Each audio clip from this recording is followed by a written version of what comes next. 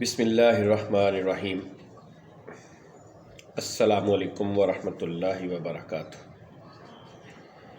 آپ کو چینل الفاظ کی طاقت پر خوش آمدید۔ آج ہم ایک تاریخی حوالے سے بات کرنے لگے ہیں۔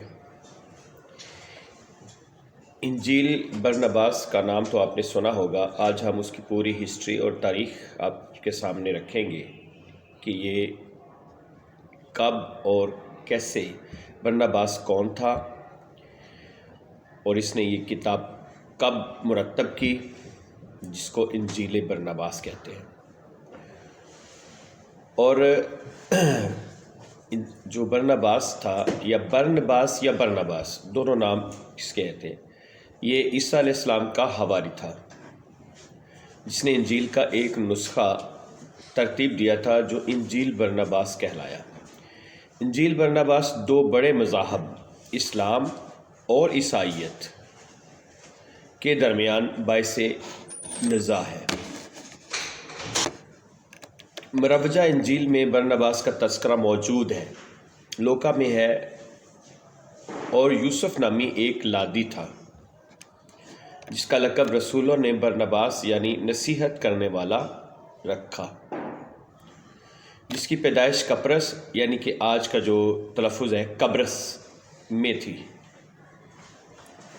اس کا ایک کھیت تھا جسے اس نے بیچا اور قیمت لا کر رسولوں کے پاؤں پر رکھ دی۔ اعمال آیت نمبر 36 اور 37۔ یوسف برنباس قبرص کا ایک یہودی تھا۔ اس کا کہنا تھا کہ عیسیٰ علیہ السلام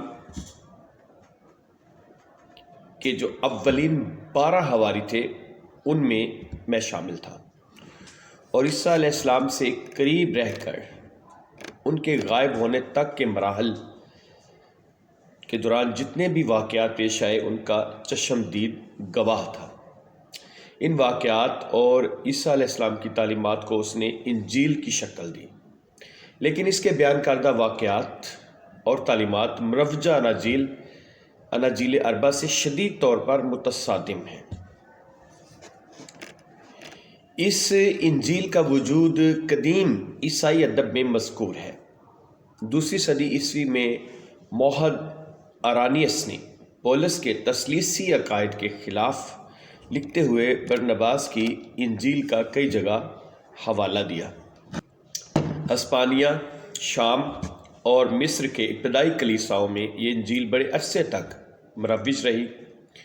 اسکندریہ کے کتب خانوں اور کلیساؤں میں سن 325 تک اسے مقدس کتاب کا حصہ سمجھا جاتا رہا، لیکن اسی سال نیقیہ کونسل کی مقرر کردہ متروکہ کتب کی فہرست کی زد میں یہ انجیل بھی آ گئی اور حکم صادر ہوا کہ ان تمام کتب کو جلا دیا جائے۔ سن 382 میں مغربی کلیساؤں کے فرمان میں دوبارہ اسے ممنوعہ کتب کی فہرست میں شمار کیا گیا، لیکن اگلے برس پوپ کو کہیں سے ایک نسخہ ملا جو اس نے اپنی ذاتی لائبریری میں محفوظ کر لیا۔ سن 565 میں پوپ نے جو ایماندار کے نام سے مشہور تھا اسے رد کر دیا۔ سن 478 میں شہنشاہ زینو کے زمانے میں انجیل برنباس کی کچھ باقیات دریافت کی گئیں، جن کے بارے میں مشہور یہ ہوا کہ یہ برنباس کی اپنی تحریر ہے۔ خیال ہے کہ 4 صدی کے بائبل کے لاطینی نسخے ولگیٹ کی بنیاد پر برنباس کی یہی انجیل تھی۔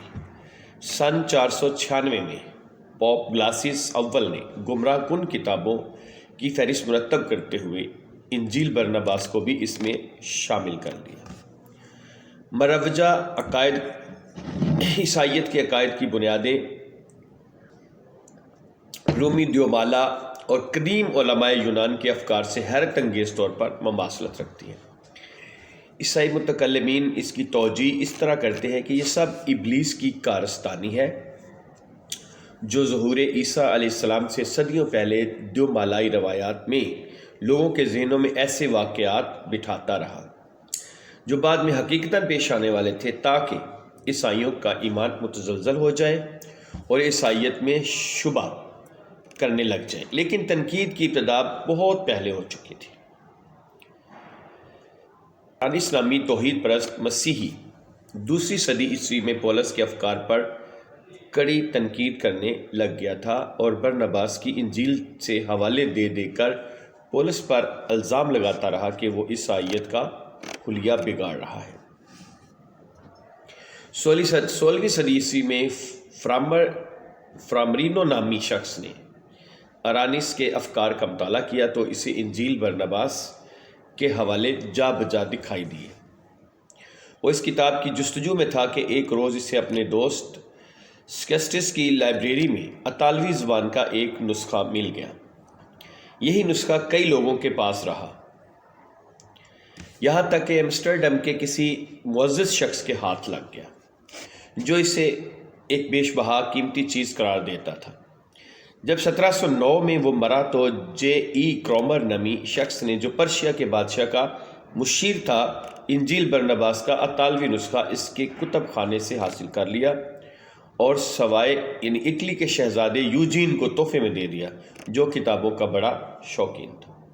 سن 1738 میں انجیل برنباس ویانا یعنی آسٹریا کے شاہی کتب خانے میں یوجین کی باقی کتب کے ہمراہ منتقل کر دی گئی اور وہیں محفوظ ہے۔ انجیل برنباس کے 2 اور نسخے دریافت ہوئے۔ ایک یونانی زبان میں تھا جس کا کچھ حصہ جل چکا تھا۔ ریگ نامی شخص اور اس کی بیوی نے اس کا انگریزی میں ترجمہ کیا اور 1907 میں آکسفورڈ پریس سے شائع کرایا گیا، مگر اس ترجمہ کے صرف 2 نسخے محفوظ رہ سکے اور باقی نامعلوم طور پر مارکیٹ سے غائب کروا دیے گئے۔ ایک نسخہ امریکہ میں لائبریری آف کانگریس واشنگٹن میں اور دوسرا برٹش میوزیم میں محفوظ کر دیا گیا۔ ایک اور پرانا نسخہ 18ویں صدی عیسوی کے اوائل میں ڈاکٹر ہیلمین نے ہڈلی کے مقام سے دریافت کیا، جو ہسپانوی زبان میں تھا۔ جارج سیل نے اسی نسخے کے حوالے اپنے ترجمہ قرآن میں دیے۔ پھر نامعلوم ذرائع سے یہ نسخے غالباً ڈاکٹر ہیوٹ کو 1784 میں ملا، کیونکہ وہ کہتا تھا کہ ہسپانوی نسخے میں اور ویانا کے نسخے میں اسے کوئی خاص اختلاف دکھائی نہیں دیا۔ انجیل برنباس کہتی ہے کہ عیسیٰ ابن اللہ نہیں تھے، نہ کبھی انہوں نے ایسا دعویٰ کیا۔ وہ خدائے واحد کے رسول تھے اور انسان تھے جو کنواری مریم علیہ السلام کے بطن سے ظاہر ہوئے، جنہیں خدا کے فرشتے جبرائیل علیہ السلام نے مسیح کی بشارت دی تھی۔ مسیح کی پیدائش کے وقت اسی فرشتے نے چرواہوں کو خدا کے نبی کی پیدائش کی خبر دی۔ عیسیٰ کا 8ویں روز ختنہ ہوا۔ پھر جبرائیل علیہ السلام نے انہیں شام فرار ہونے کو کہا تاکہ ہیروڈ کے قتل عام سے بچ سکے۔ 30 برس کی عمر میں پہاڑ پر انہیں معجزانہ طور پر انجیل عطا ہوئی۔ 40 دن رات کے روزے کے بعد یسوع نے اپنے 12 حواری چنے اور انہیں توحید کی تعلیم اور تورات اور اخلاقیات کے درس دیتے رہے، اور اس دوران مروجہ بائبل کے مطابق معجزات بھی دکھاتے رہے۔ پھر یہودا اسکریو نامی حواری نے بدماشی کی اور یسوع کا پتہ رومیوں کو دے دیا، مگر عین وقت پر معجزہ رونما ہوا اور یہودا کی شباہت تبدیل ہو گئی اور رومی اسے عیسیٰ سمجھ کر لے گئے اور صلیب پر چڑھا دیا۔ مگر برنباس حواری چند اور گنے چنے لوگوں کے ہمراہ حقیقی مسیح کے ساتھ رہا، جس نے انہیں بتایا کہ وہ خدا کے پاس جا رہا ہے۔ ادھر شرارتی لوگوں نے مسیح علیہ السلام سے مشابہ یہودا کی لاش غائب کر کے افواہ اڑا دی کہ مصلوب زندہ ہو گیا ہے۔ کئی ایک نے زخمی مسیح سے ملنے کا دعویٰ بھی کیا اور پھر مشہور کر دیا گیا کہ مسیح آسمانوں پر بلند ہو گیا ہے۔ ادھر عیسیٰ علیہ السلام اپنے حواریوں کے سامنے فرشتوں کے ہمراہ آسمانوں پر اٹھا لیے گئے اور عوام کی اکثریت گمراہ ہو گئی۔ برنباس کے بیان کردہ واقعات اور افکار اسلامی تعلیمات سے بہت مطابقت رکھتے ہیں۔ برنباس میں محمد صلی اللہ علیہ وآلہ وسلم کے آنے کی پیشن گوئی اسی نام یعنی محمد الرسول اللہ صلی اللہ علیہ وسلم سے کی گئی ہے، لہٰذا یہ کتاب مسلمانوں کے لیے بہت اہمیت اختیار کر گئی۔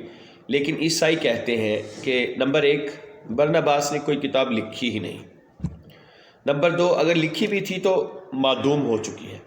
نمبر 3، موجودہ انجیل برناباس کسی مسلمان کی تخلیق ہے جو اس نے برناباس کے نام سے منسوب کر دیا۔ برناباس تھا ہی مرتد، کیونکہ وہ پولس رسول سے بھی جھگڑا تھا اور علیحدہ ہو کر قبرص چلا گیا تھا اور وہیں پہ وفات پائی۔ مسلمانوں کی طرف سے کہا جاتا ہے کہ مروجہ اناجیل کے مصنفین میں سے کوئی بھی حضرت عیسیٰ علیہ السلام کا حواری نہیں تھا۔ انہوں نے صرف زبانی روایات جمع کی اور وہ بھی بغیر حوالے کے، جبکہ برناباس تو مسیح کے پاس رہا اور 12 حواریوں میں شامل تھا، اور جو کچھ ہوا اس کے سامنے ہوا۔ یہ کتاب کسی مسلمان کی تصنیف نہیں ہو سکتی۔ ایک تو اس کا انداز تحریر ثابت کرتا ہے، دوسرا کسی بھی بڑے مسلم مفکر اور تاریخ دان نے اس بات کا ماضی میں تذکرہ نہیں کیا، وگرنہ اگر ایسی کوئی سازش کی بھی گئی ہوتی تو مسلمان عیسائیوں کے خلاف اس وقت سے ہی اس کتاب کو استعمال کرتے، جبکہ حقیقتاً ایسا کبھی ہوا ہی نہیں تھا۔ تو ناظرین، آپ کی خدمت میں یہ بات ہے کہ جو انجیل برناباس ہے، حقیقت میں یہی جو اصل انجیل تھی اس کے ساتھ بہت زیادہ مطابقت رکھتی تھی، لیکن کیونکہ ان میں بہت سارے فتنہ پرور لوگ ہوتے رہے جنہوں نے پھر اس انجیل کو رد کر دیا، اور جو نئی اناجیل ہے اس کے مطابق سارا اپنا عیسائیت کا جو یونانی دیو مالا داستانیں ہیں اس کے مطابق عیسیٰ علیہ السلام کا امیج بنا دیا، تو گمراہی ان کے مقدر ٹھہری۔ اس لیے اب بھی حقائق کی روشنی میں ان کو دعوت ہے کہ اپنے عقائد کو درست کریں اور سیدنا عیسیٰ علیہ السلام کی تعلیمات کے مطابق عمل کیا جائے۔